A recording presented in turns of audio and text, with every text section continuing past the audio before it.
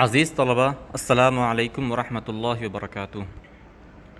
الحمد للہ رب العالمین والصلاة والسلام علی سید المرسلین وعلی آلہ وصحبہ ومن تبعہ الی یوم الدین وبعد۔ سورہ احقاف کی کچھ آیتیں ہم لوگوں نے پچھلے درس میں پڑھی، آج کے درس میں اس کے آگے پڑھیں گے۔ اعوذ باللہ من الشیطان الرجیم، بسم اللہ الرحمن الرحیم۔ وقال الذین کفروا للذین آمنوا لو کان خیرا ما سبقونا الیہ وَإِذْ لَمْ يَهْتَدُوا بِهِ فَسَيَقُولُونَ هَذَا إِفْكٌ قَدِيمٌ۔ اس آیت میں للذین آمنوا میں لام یہ صلہ کا نہیں، قالا کا صلہ نہیں ہے، بلکہ یہ فی کے معنی میں ہے۔ لو کان خیرا، کانا میں ضمیر کا مرجع یا تو ایمان یا قرآن یا رسول، سبقونا الیہ، الیہ میں کی ضمیر کا مرجع بھی وہی، ان تینوں میں سے کوئی ایک۔ سبق یسبقو، سبقت کرنا کسی چیز کی طرف آگے بڑھ جانا، اور اس کے بعد افک کا مطلب کذب، قدیم کا مطلب پرانا۔ یہاں مراد اس سے قدیم سے مراد یہاں پر متقدمین یعنی پچھلی امت، پچھلی قوم کی بات۔ اور اذ یہ ظرف ہے، یہ مضاف ہے لم یہتدوا بہ کی طرف، اور یہ ظرف ہے ایک فعل محذوف ظہر عنادہم، اس کا یہ ہے کہ قالوا ما قالوا، ترجمے میں واضح ہوگا۔ کافروں نے ایمان والوں کے متعلق کہا تو یہ لوگ اس معاملے میں ہم پر سبقت نہ لے جا پاتے اگر اس میں کچھ بھلائی ہوتی، یعنی اگر ایمان یا قرآن میں کچھ بھلائی ہوتی تو یہ لوگ اس معاملے میں ہم پر سبقت نہ لے جا پاتے، اور جب انہیں اس سے ہدایت نہ ملی تو اب یہ کہیں گے یہ تو پرانا جھوٹ ہے۔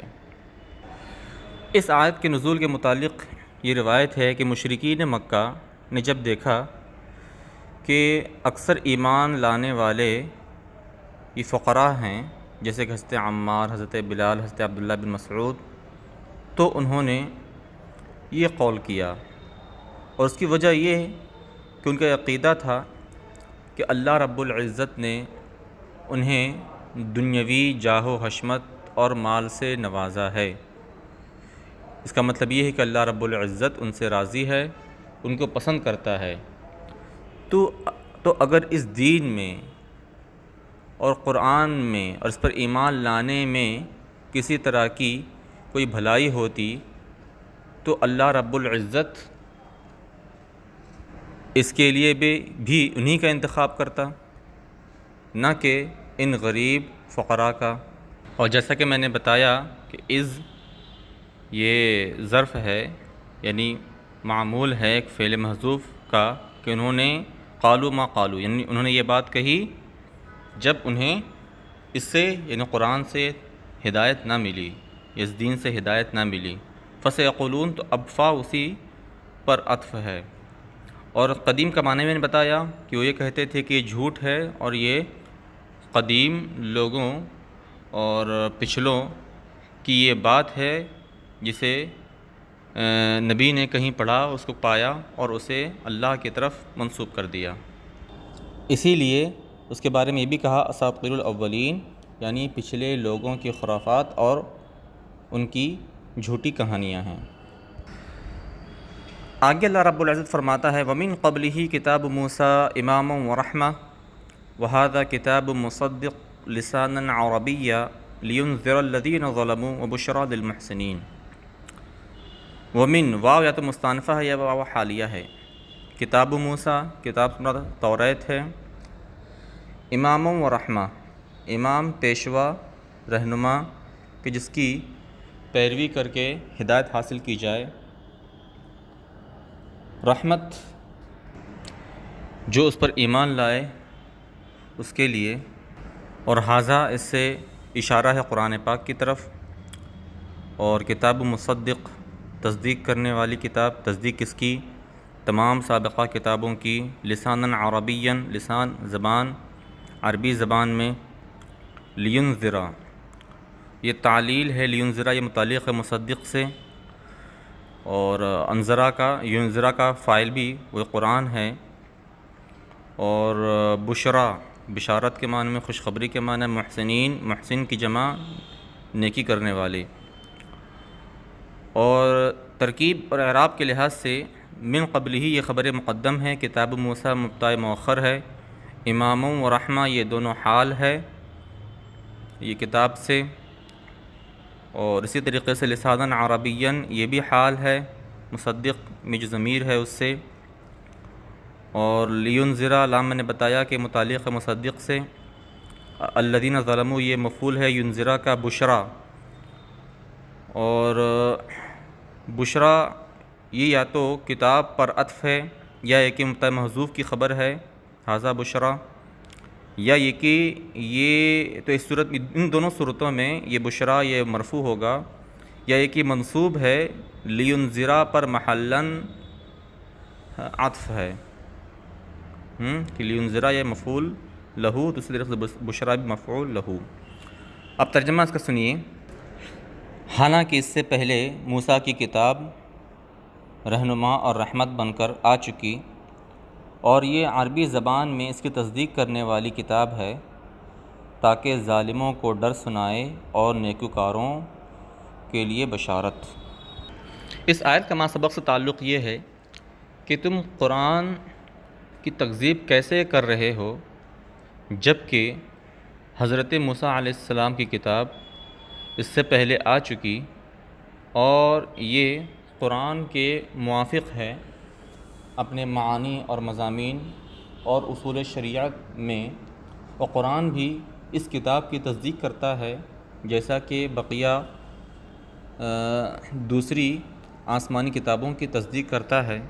تو جب ان کو مانتے ہو تو قرآن پر ایمان کیوں نہیں لاتے اور اس کو کیوں جھٹلا رہے ہو؟ اچھا، اس آیت میں مصدقون کے بعد لہو نہیں کہا گیا، بلکہ اسے حذف کر دیا گیا تاکہ یہ دلالت کرے کہ کتاب صرف توریت ہی کی تصدیق نہیں کرتی ہے، یعنی قرآن صرف توریت ہی کی تصدیق نہیں کرتا ہے بلکہ یہ تمام سابقہ آسمانی کتابوں کی تصدیق کرتا ہے۔ پھر لسانً عربیًا عربی زبان میں یہ کہہ کر اہل عرب کی تکریم کی گئی اور انہیں اللہ کی نعمت کی یاد دہانی کرائی گئی کہ اس سے پہلے کی کتابیں یہ عربی زبان میں نازل نہیں ہوئی، جیسے کہ توریت تھی یہ عبرانی زبان میں نازل ہوئی، لیکن اللہ رب العزت نے عرب کی تکریم اور ان کے اعزاز کے لیے قرآن پاک کو عربی زبان میں نازل فرمایا۔ آگے اللہ فرماتا ہے ان الذین قالوا ربنا اللہ ثم استقاموا فلا خوف علیہم ولا هم یحزنون۔ اس میں استقامت کسی پر ثابت قدم رہنا، جمے رہنا، بقیہ سارے الفاظ کے معانی واضح ہیں۔ الذین قالوا سے موصول یہ انا کا اسم ہے، فلا خوف علیہم یہ خبر ہے انا کی، اور خبر پر فا یہ داخل ہوئی ہے اس لیے کہ یہاں پر اسم موصول جو کہ اسم ہے یہ معنی شرط کو متضمن ہے، اسی لیے خبر کو جزا سے تشبیہ دیتے ہوئے فا داخل کی گئی اس پر۔ ترجمہ ہوگا، یقیناً جن لوگوں نے کہا اللہ ہمارا رب ہے پھر اس پر ثابت قدم رہے، جمے رہے، ان کے لیے نہ کوئی خوف ہے اور نہ ہی وہ غمگین ہوں گے۔ اچھا، استقاموا ثابت قدم رہے، کس پر ثابت قدم رہے؟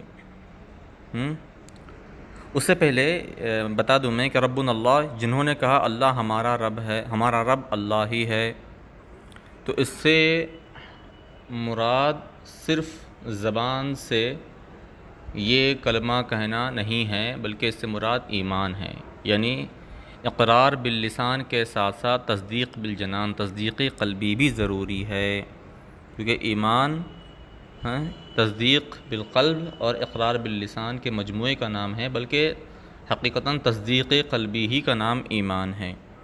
جیسا کہ حدیث میں ہے من قال لا الہ الا اللہ دخل الجنہ، کہ جس نے لا الہ الا اللہ کہا وہ جنت میں داخل ہو جائے گا۔ اب اس کا یہ مطلب ہرگز نہیں ہے کہ جس نے بغیر تصدیق کے صرف زبان سے اس کلمے کو پڑھ لیا وہ جنتی ہو گیا، نہیں، بلکہ لا الہ الا اللہ کا قول یہ کنایہ ہے ایمان لانے سے۔ اسی طریقے سے قال ربنا اللہ، جنہوں نے کہا ہمارا رب اللہ ہے، تو محض زبان سے کہنا بغیر تصدیق کے کافی نہیں ہے، بلکہ قال ربنا اللہ یہ کنایہ ہے ایمان لانے سے، یعنی اقرار باللسان کے ساتھ ساتھ دل سے بھی اس کا اعتراف کرنا کہ اللہ رب ہے اور اس کے علاوہ اسلام برحق ہے، رسول برحق ہیں، وغیرہ وغیرہ۔ تو قال ربنا اللہ یہ کنایہ ہے ایمان سے۔ ثم استقاموا، پھر ثابت قدم رہے، جمے رہے اسی پر، کس پر؟ ایمان پر، یعنی ایمان لانے کے بعد اس سے مرتد نہ ہوئے۔ اور ایک تفسیر یہ ہے کہ ثم استقاموا سے مراد یہاں پر اطاعت ہے، عمل ہے، تو ایمان اور عمل دونوں کو جمع کیا گیا، اور ثم کو لایا گیا یہ بتانے کے لیے کہ عمل کا درجہ ایمان کے بعد ہے، عمل کی صحت اور اس پر اجر و ثواب موقوف ہے ایمان پر۔ فلا خوف علیہم ولا هم يحزنون، خوف اور حزن دونوں کی نفی ہے ایسے لوگوں سے۔ اور خوف اور حزن کا معنی آپ حضرات جانتے ہیں کہ خوف کا تعلق مستقبل سے ہوتا ہے اور حزن کا تعلق ماضی سے، کہ مستقبل میں کسی ناپسندیدہ امر کے لاحق ہونے سے خوف ہوتا ہے، اور حزن ماضی میں کسی امر مرغوب کے فوت ہونے سے ہوتا ہے۔ اب آگے اللہ فرماتا ہے اولئک اصحاب الجنۃ خالدین فیہا جزاء بما کانوا یعملون۔ اولئک اس میں اشارہ ہے، اور اس سے ما سبق میں، گزشتہ آیت میں جو مذکور ہیں ان کی طرف اشارہ ہے۔ یہاں پر جب ما سبق میں ذکر ہو گیا تو ضمیر لانا چاہیے، لیکن ضمیر نہ لا کر اس میں اشارہ لایا گیا۔ اس کی وجہ یہ ہے کہ ضمیر صرف ذات پر دلالت کرتی ہے، جبکہ اس میں اشارہ یہ ذات اور وصف، جو اس کا وصف مذکور ہے، اس کے مجموعے پر دلالت کرتا ہے۔ تو اب یہ اولئک یہ اشارہ کر رہا ہے اہل ایمان کی طرف، کہ جو کہ ایمان اور استقامت کے ساتھ متصف ہیں۔ اولئک اصحاب الجنہ، اصحاب صاحب کی جمع جنہ، جنہ کا مطلب باغ ہوتا ہے، یہاں مراد جنت سے جو مشہور ہے کہ جسے اللہ رب العزت نے اہل ایمان کے لیے بنایا ہے، انہیں آخرت کے بعد اس میں بسانے کے لیے۔ خالدین فیہا، خالدین فیہا یہ حال ہے اصحاب الجنہ یا اولئک سے۔ جزاء بما کانوا یعملون، جزاء یہ مفعول مطلق ہے فعل محذوف کی، ایجزون جزاء بما کانوا یعملون۔ ترجمہ ہوگا یہ لوگ جنتی ہیں، اس میں ہمیشہ رہنے والے، اپنے ان اعمال کے بدلے جو وہ کیا کرتے تھے دنیا میں۔ آگے اللہ رب العزت فرماتا ہے وَوَصَّيْنَا الْإِنسَانَ بِوَالِدَيْهِ إِحْسَانًا حَمَلَتْهُ أُمُّهُ كُرْهًا وَوَضَعَتْهُ كُرْهًا وَحَمْلُهُ وَفِصَالُهُ 30 شهرًا حَتَّى إِذَا بَلَغَ أَشُدَّهُ وَبَلَغَ 40 سَنَةً قَالَ رَبِّ أَوْزِعْنِي أَنْ أَشْكُرَ نِعْمَتَكَ الَّتِي أَنْعَمْتَ عَلَيَّ وَعَلَى وَالِدَيَّ وَأَنْ أَعْمَلَ صَالِحًا تَرْضَاهُ وَأَصْلِحْ لِي فِي ذُرِّيَّتِي إِنِّي تُبْتُ إِلَيْكَ وَإِنِّي مِنَ الْمُسْلِمِينَ۔ چلیے اب الفاظ کے معنی دیکھیں، اس میں جو مشکل الفاظ ہیں۔ نمبر 1 ووصینا، وصینا، وصا یوصی، یہ باب تفعیل سے ہے توصیہ، اور وصا کا معنی یہاں پر حکم دینا، خاص کر تاکیدی حکم دینا۔ بوالدیہ احسانہ، احسان حسن سلوک کرنا، اچھا برتاؤ کرنا، یہ مفعول مطلق ہے اور اس کا فعل محذوف ہے، اصل عبارت ہے وَوَصَّيْنَا الْإِنسَانَ بِأَن يُحْسِنَ إِلَيْهِمَا أي إِلَى وَالِدَيْهِ إِحْسَانًا. ٹھیک ہے. حملتہ امہ، حملہ یحملو، یہاں پر حملہ کا معنی تو اٹھانا ہوتا ہے، یہاں پر مراد اس سے حمل خاص یعنی ماں کا اپنے بچے کو پیٹ میں اٹھانا، اٹھائے رکھنا. کرہا، کرہ مشقت کے معنی میں، ووضعتہ وضع، وضع حمل جنہ، اس کا معنی بھی جانتے ہیں آپ حضرات. کرہا، اب کرہا یہ دونوں جگہ یہ منصوب ہے حال ہونے کی بنیاد پر، اور یہاں پر مضاف محذوف ہے. حملتہ امہ ذات کرہن ووضعتہ ذات کرہن. اب یہ حال ہونے کی بنیاد پر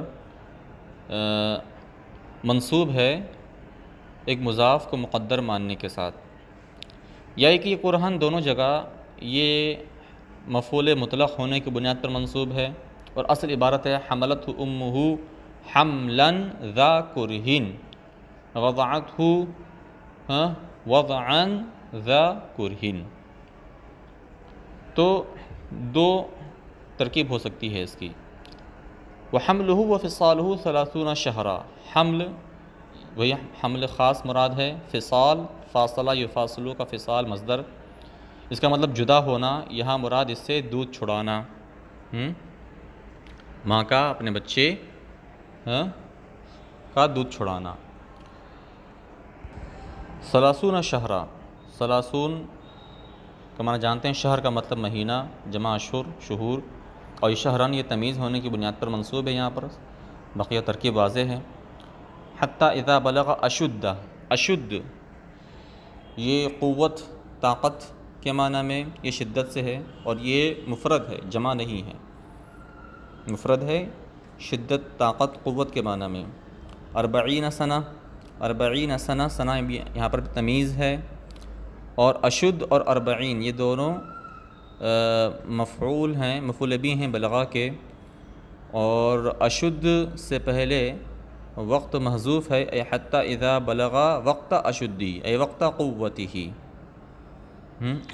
اچھا، حتی یہ غائب کے لیے ہے، اور عطف کے لیے اس سے پہلے ایک فعل محذوف ہے، اے عاشا حتی اذا بلغا، یعنی جب غائب کے لیے ہے تو غائب سے پہلے کوئی چیز ہونی چاہیے، کوئی فعل ہونا چاہیے جس کی غائب بنے، تو وہ فعل کیا ہے؟ محذوف ہے، اے عاشا، کہ وہ زندہ رہا یہاں تک کہ اپنی جب وہ اپنی قوت اور طاقت کے وقت کو پہنچا.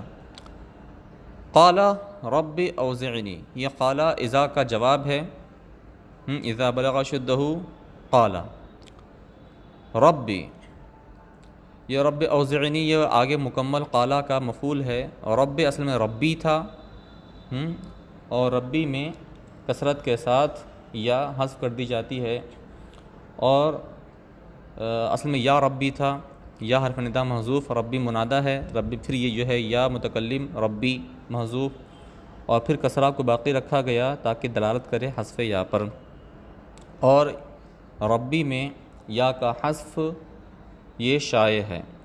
اوزعنی، اوزع یہاں پر اوزعنی یوفقنی اور رغبنی کے معنی میں ترغیب دینا، کسی چیز کی توفیق دینا. اچھا، اس کے بعد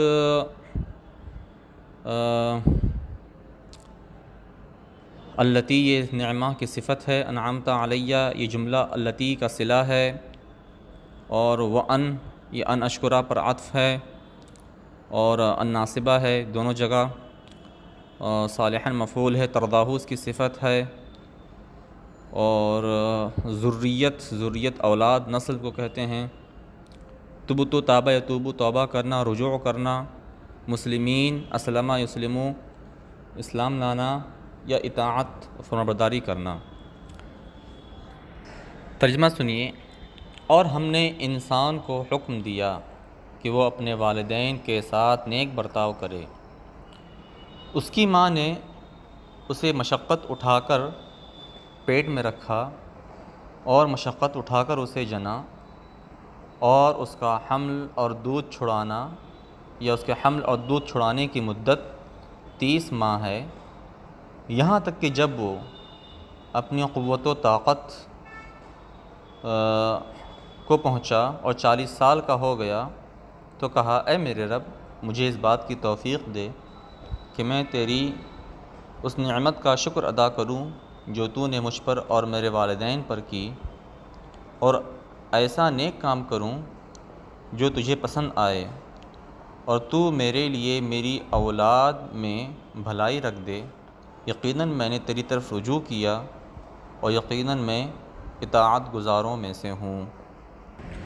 چلیے، ترکیب اور الفاظ کے معنی تو میں پہلے بتا چکا ہوں۔ ترجمے سے ایک بات یہ بھی واضح ہوئی کہ وَحَمْلُهُ وَفِصَالُهُ 30 شہرا، تو اصل یہاں پر مضاف محذوف ہے، اے مدت حملہ وفصالہ۔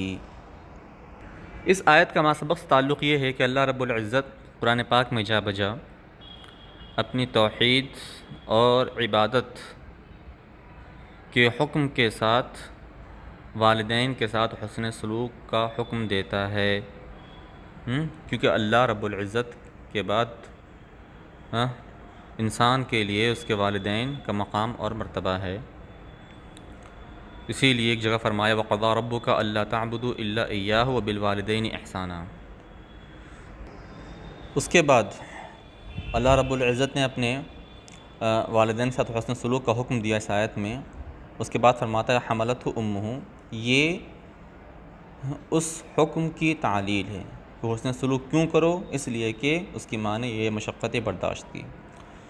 اچھا، حسن سلوک کا حکم تو والدین ماں باپ دونوں کے ساتھ ہے، لیکن تعلیل میں صرف ماں کا ذکر ہے، ماں کی مشقتوں کا ذکر ہے، اس لیے کہ ماں کی مشقتیں زیادہ ہے اپنی اولاد کے لیے، اسی لیے اس کا حق بھی اولاد پر زیادہ ہے۔ ایک حدیث پاک میں تو حضور نے ماں کا حق 3 مرتبہ ذکر کیا، اس کے بعد چوتھی مرتبہ والد کا حق ذکر کیا۔ اس کے بعد وہ حملہ وفصالہ 30 شہرا، حمل اور دودھ چھڑانے کی مدت 30 ماہ ہے۔ یہاں پر دودھ چھڑانے کی مدت نہیں بلکہ دودھ پلانے کی مدت یہ مراد ہے، لیکن رضاعت کے بدلے فصال کا ذکر ہوا مجازاً علاقہ مجاورت کی وجہ سے کہ دودھ پلانے کے بعد فوراً دودھ چھڑانا ہوتا ہے، اس علاقے سے فصال بول کر رضاعت مراد لیا گیا۔ اچھا، اور اس آیت سے یہ ثابت ہوتا ہے کہ حمل کی اقل مدت 6 ماہ ہے، کیونکہ یہاں پر حمل اور رضاعت دودھ پلانے ان دونوں کی مجموعی مدت 30 ماہ ذکر کی گئی ہے۔ ایک دوسری آیت میں ہے، دوسرے پارے میں والوالدات یرضعن اولادہن حولین کاملین، تو دودھ پلانے کی مدت اکثر مدت 2 سال ذکر کی گئی ہے اس آیت میں۔ تو جب دودھ پلانے کی اکثر مدت 2 سال ہے جو کہ 24 ماہ ہے، تو بچتے ہیں اب 6 ماہ جو کہ حمل کی اقل مدت ہے۔ اچھا، یہاں پر حمل کی اقل مدت اور رضاعت کی اکثر مدت ذکر کی گئی ہے۔ اس کی وجہ یہ ہے کہ حمل کی اکثر مدت متعین نہیں ہے، اگرچہ 9 ماہ یہ معتاد ہے، غالب ہے، لیکن متعین نہیں ہے۔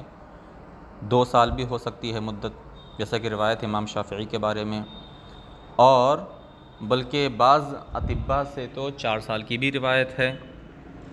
تو اکثر مدت یہ متعین نہیں ہے، اس لیے اقل مدت ذکر کی گئی۔ اسی طریقے سے رضاعت کی اقل مدت متعین نہیں ہے، تو وہاں پر اکثر مدت کا ذکر ہوا۔ اس آیت سے صاحبین بھی استدلال کرتے ہیں کہ دودھ پلانے کی اکثر مدت 2 سال ہے، جیسا کہ آپ حضرات جانتے ہیں کہ رضاعت کی مدت میں ہمارے علماء احناف، ائمہ احناف کا اختلاف ہے۔ امام اعظم کے نزدیک رضاعت کی مدت 2.5 سال ہے، یعنی مکمل 30 ماہ، اور صاحبین یعنی امام ابو یوسف اور امام محمد کے نزدیک رضاعت کی اکثر مدت 2 سال ہے، یعنی 24 ماہ۔ تو اب اس آیت سے تو جو وضاحت میں نے کی اس کے لحاظ سے مذہب صاحبین یعنی امام ابو یوسف امام محمد کا مذہب ثابت ہوتا ہے لیکن امام اعظم یہ کہتے ہیں کہ یہاں پر حمل جو ہے اس سے مراد عورت کا اپنے ہاتھ سے بچے کو اٹھانا، یعنی عورت اپنے ہاتھ سے بچے کو اٹھا کر دودھ پلاتی ہے۔ تو یہ 30 شہرہ، یہ 30 ماہ ہے، یہ صرف اور صرف یہاں پر رضاعت کی مدت ذکر کی گئی ہے، تو وہ 2.5 سال ہو گئے، ٹھیک ہے۔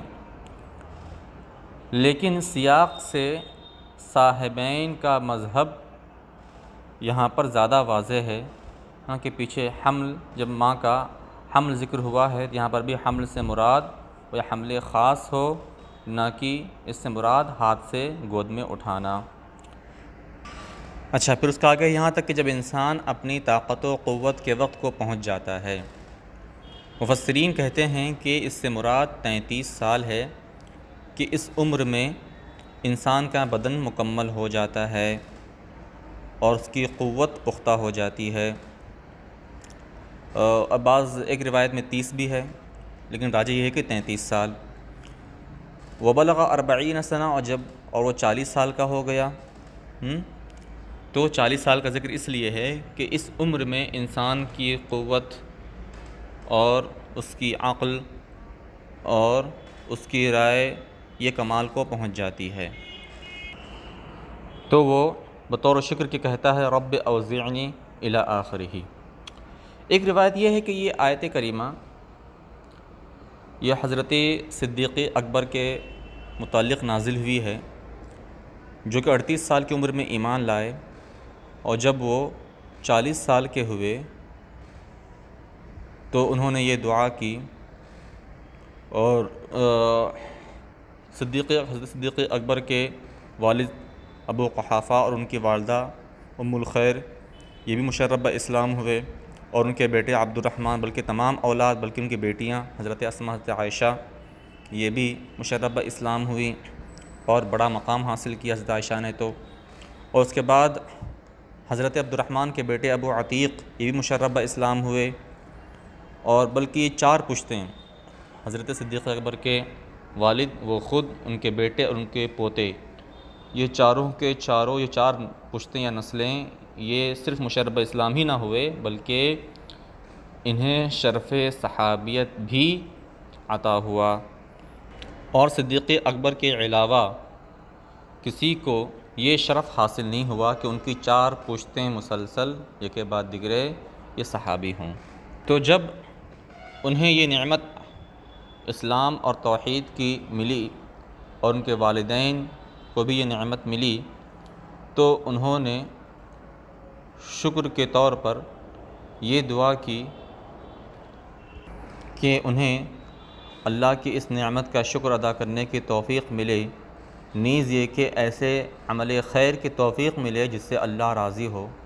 چنانچہ حضرت صدیق اکبر کی نیکیاں ایسی ہیں کہ انبیاء کے بعد امت میں کسی کی نیکی ان کی نیکیوں کے برابر نہیں ہیں، اور ان عظیم نیکیوں میں ایک نیکی یہ بھی ہے کہ انہوں نے 30 ایسے مؤمنین کو خرید کر آزاد کیا جنہیں اللہ کی راہ میں عذاب دیا جا رہا تھا، جیسے حضرت بلال وغیرہ۔ اور اس کے بعد انہوں نے یہ بھی دعا کی کہ اللہ ان کی اولاد میں بھلائی رکھ دے۔ چنانچہ اللہ رب العزت نے ان کی یہ ساری دعائیں قبول کی، اور ان کی ساری اولادیں مشرف اسلام ہوئی، بلکہ ان کے پوتے بھی مشرف اسلام ہوئے۔ آگے اللہ رب العزت فرماتا ہے اولئک الذین نتقبل عنہم احسن ما عملوا ونتجاوز عن سیئاتہم فی اصحاب الجنہ وعد الصدق الذی کانوا یوعدون۔ یہ وہ لوگ ہیں جن سے ہم ان کے نیک اعمال قبول کرتے ہیں اور ان کی کوتاہیاں درگزر کرتے ہیں، یہ جنتیوں میں شامل ہیں، اور یہ سچا وعدہ ہے جو ان سے کیا جاتا تھا۔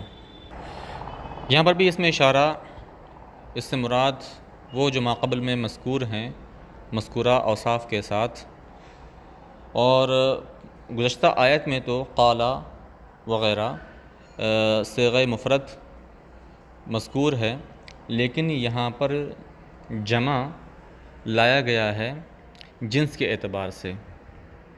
اچھا، اس کے بعد نتقبلو باب تفاعل سے، یہ قبول سے ہے۔ قبول کا مطلب ہوتا ہے الرضا بالعمل والاثابۃ علیہ، یعنی کسی عمل پر راضی ہونا اور اس کا ثواب، اس کا بدلہ دینا۔ اچھا، احسن ما عملو، احسن یہ مضاف، ما عملو ما موصولہ، عملو صلہ، اور یہ مضاف الیہ یہ احسن، یہ اگرچہ اس میں تفضیل کا صیغہ ہے لیکن یہاں اس سے مطلقاً صفت مراد ہے، یعنی حسنہ ما عملو، کیونکہ ایسا نہیں ہے کہ اللہ رب العزت جو سب سے بہتر عمل ہے انہیں ہی قبول فرماتا ہے، بلکہ مطلقاً وہ اچھے اعمال کو قبول فرماتا ہے۔ اچھا، پھر فی اصحاب الجنہ، یہ حال ہے، اے کائنین فی اصحاب الجنہ، نتقبل عنہم میں ہم ضمیر ہے، اس سے حال ہے یہ۔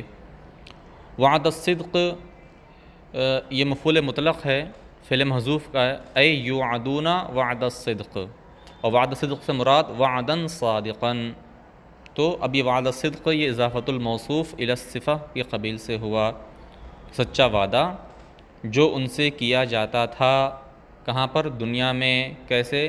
رسولوں کی زبانی۔ اچھا، اب اس کے بعد والدین کی نافرمانی کرنے والوں اور ایمان سے روگردانی کرنے والوں کا ذکر ہو رہا ہے۔ والذی قال لوالدیہ اف لکما اتعداننی ان اخرج وقد خلت القرون من قبلی وہما یستغیثان اللہ ویلک آمن ان وعد اللہ حق فیقول ما ھذا الا اساطیر الاولین۔ اچھا، اس آیت میں مشکل کلمات اف ایک ہے، یہ اف یا تو اس میں فعل ہے اتضجروا کے معنی میں، یا کہ اس میں صوت ہے جو کہ بیزاری اور ناپسندیدگی کو بتاتا ہے،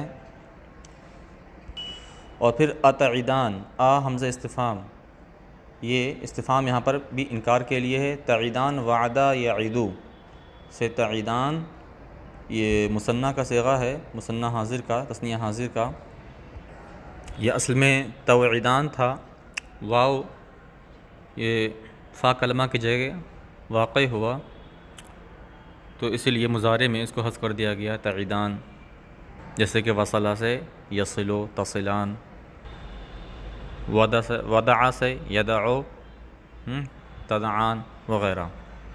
ان اخرج، یہ ان ناصبہ ہے، اور ان اخرج یہ بتاویل مفرد تعیدان کا مفعول ثانی ہے، اور وقد خلت القرون یہ واو حالیہ ہے، قرون قرن کی جمع، قرن کا مطلب 1 صدی، 100 سال، اور قرن کا معنی امت، قوم بھی آتا ہے۔ من قبلی یہ خلت سے متعلق ہے، خلا سے یخلو کا معنی ہوتا ہے گزرنا۔ وہما، یہاں پر بھی وہما واو حالیہ ہے۔ یستغیثان، استغاثہ یستغیثو، فریاد طلب کرنا، مدد طلب کرنا۔ اللہ یہ مفعول بھی ہے استغیثان کا، اور یہاں پر ہما سے مراد یہ والدین ہیں کہ وہ اللہ سے مدد طلب کر رہے تھے، کس سلسلے میں؟ اپنی اولاد کی ہدایت کے سلسلے میں۔ ویلک، آمین، آمین آمنہ یؤمنو سے باب فعال، ایمان لانا، اور ویلک، ویلک، ویل کا مطلب ہوتا ہے ہلاکت، تباہی، اور یہ ویلک یہ مفعول ہے محذوف کا، وہما یستغیثان اللہ قائلین ویلک، یہ حال ہوگا قائلین، یا ایک ہی وہما یستغیثان اللہ ویقولان لہ ویلک، ٹھیک ہے۔ ان وعد اللہ حق فیقول ما ھذا الا اساطیر الاولین، اساطیر اسطورہ کی جمع ہے، اساطیر کا مطلب اکاذیب، جھوٹی باتیں، خرافات، وہ کہ جنہیں گزشتہ لوگوں نے سطر کیا ہو، لکھا ہو، اس کو اساطیر کہتے ہیں۔ اولین، اول کی جمع، اس کا معنی جانتے ہیں آپ حضرات۔ ترجمہ، اور وہ جس نے اپنے والدین سے کہا اف، تم سے تنگ آ گیا، کیا تم مجھے اس کا وعدہ دے رہے ہو، یا کیا تم مجھے اس بات سے ڈرا رہے ہو کہ میں نکالا جاؤں گا؟ حالانکہ مجھ سے پہلے نسلیں گزر چکیں، اور وہ دونوں اللہ سے فریاد کرتے تیرے لیے خرابی ہو تباہی ہو، ایمان لیا، یقیناً اللہ کا وعدہ برحق ہے۔ تو وہ کہتا یہ تو گزشتہ لوگوں کی کہانیاں ہیں۔ اچھا، سب سے پہلے اس آیت میں یہ بتانا ہے کہ والذی، الذی سے موصول یہ اگرچہ واحد مفرد کے لیے ہے لیکن یہ جنس کے معنی میں ہے، اسی وجہ سے اس کی خبر اولئک الذی حق، اگلی آیت میں اولئک الذین حق علیہم القول، یہ جمع ہے۔ پھر یہ کہ وہ لڑکا اپنے والدین سے یہ اف کہتا ہے، یہ کب؟ جب کہ وہ لوگ اسے ایمان کی دعوت دیتے ہیں۔ اف کے بارے میں نے بتایا، لکما یہ لام یہاں پر یہ بیان کرنے کے لیے ہے کہ یہ اف کس سے کہا جا رہا ہے۔ پھر یہ کہ اتعدان میں نے بتایا حمزہ پہ انکار کے لیے ہے، اعراض کے لیے ہے۔ اور پھر ان اخرج، میں نکالا جاؤں گا، کہاں سے نکالا جاؤں گا؟ اپنی قبر سے نکالا جاؤں گا، بعث کے لیے، حساب کے لیے، یعنی بعث حساب و کتاب کے لیے، جزا کے لیے، ان اخرج من قبری۔ پھر اس کے بعد وقد خلت القرون من قبلی، اس کا مطلب یہ ہے کہ تم مجھے اس سے ڈرا رہے ہو کہ میں مرنے کے بعد دوبارہ زندہ کیا جاؤں گا اور میرا حساب و کتاب ہوگا، مجھے جزا ملے گی، سزا ملے گی، حالانکہ مجھ سے پہلے اتنی نسلیں آئیں، اتنی قومیں آئیں اور دنیا سے چلی گئیں، اب تک تو ان میں سے کوئی زندہ نہیں ہوا ہے۔ تو یہ استفہام یہاں پر انکار اور اعراض کے لیے ہے۔ اور جب وہ ایمان نہیں لائے گا تو لاتا تو اس کے والدین اپنے بچے کی ہدایت کے لیے، اپنی اولاد کی ہدایت کے لیے اللہ سے فریاد کرتے، اور جب وہ ایمان نہیں لاتا تو اسے کہتے آمین ایمان لا ویلک۔ اب یہ ویلک تو یہ میں نے بتایا کہ یہ قائلین یا یقولان کا مفعول ہے، لیکن لفظی اعتبار سے میں نے یہ بھی بتایا کہ ویلک، یہ ویل یہ ہلاکت کے معنی میں آتا ہے، اور اصل میں یہ بد دعا کے لیے استعمال ہوتا ہے، یعنی جب کسی شخص کو ہلاکت کی بد دعا دینی ہو تو ویلک کہا جاتا ہے۔ لیکن اس سے مراد یہاں پر مخاطب کو ایمان اور اللہ رب العالمین کی اطاعت پر آمادہ کرنا، یہ مراد ہے اس سے۔ پھر کہ یہ ویلک ترکیبی لحاظ سے یا تو مفعول مطلق ہے، ویل جو کہ ہلاکہ کے معنی میں ہے، اے اہلک ویلک، اہلک ہلاکہ اس معنی میں، یہ کہ مفعول بھی ہے، مفعول بھی ثانی، اے الزمک اللہ ویلک۔ پھر آمین، اے آمین بالبعث، بعث پر ایمان لا، اللہ پر ایمان لیا۔ پھر کہ اللہ کا وعدہ یعنی بعث کا، حساب و کتاب کا۔ اس کے بعد اللہ رب العزت فرماتا ہے اولئک الذین حق علیہم القول فی امم قد خلت من قبلہم من الجن والانس انہم کانوا خاسرین۔ اب یہاں پر بھی اولئک، یہ جیسا کہ میں نے بتایا الذی کی خبر ہے، اور الذی جو کہ جنس کے معنی میں ہے، اس لیے اولئک اس کا خبر آنا درست ہوا، اور فی امم یہ حال ہے، علیہم میں ضمیر سے، اور قد خلت یہ جملہ مکمل امم کی صفت ہے، امم امت کی جمع، بقیہ سارے الفاظ واضح ہیں اس میں۔ ترجمہ سنیں، یہ وہ لوگ ہیں جن پر قول متحقق ہو گیا، اور جن و انس کے ان گروہوں میں شامل جو ان سے پہلے گزرے، یقیناً یہ لوگ نقصان اٹھانے والوں میں ہیں۔ فی امم حال ہے، اور اصل عبارت ہے القول کائنین فی امم۔ اچھا، یہاں پر قول، اب قول سے کیا مراد ہے؟ تو قول کی تفسیر یہاں پر کی گئی ہے القول بالعذاب، اور یہ اللہ تعالیٰ کا قول مراد ہے اس سے لَأَمْلَأَنَّ جَهَنَّمَ مِنْكَ وَمِمَّنْ تَبِعَكَ مِنْهُمْ أَجْمَعِينَ، کہ میں ضرور جہنم کو تم سے یعنی شیطان سے اور تمہارے پیروکاروں سے بھر دوں گا۔ تو اب یہ لوگ اس قول کے سزاوار ہو گئے، یعنی جہنم میں جانے کے حقدار ہو گئے۔ چلیے آج کے لیے اتنا کافی ہے۔ باقی اگلے درس میں انشاءاللہ۔ السلام علیکم ورحمۃ اللہ وبرکاتہ۔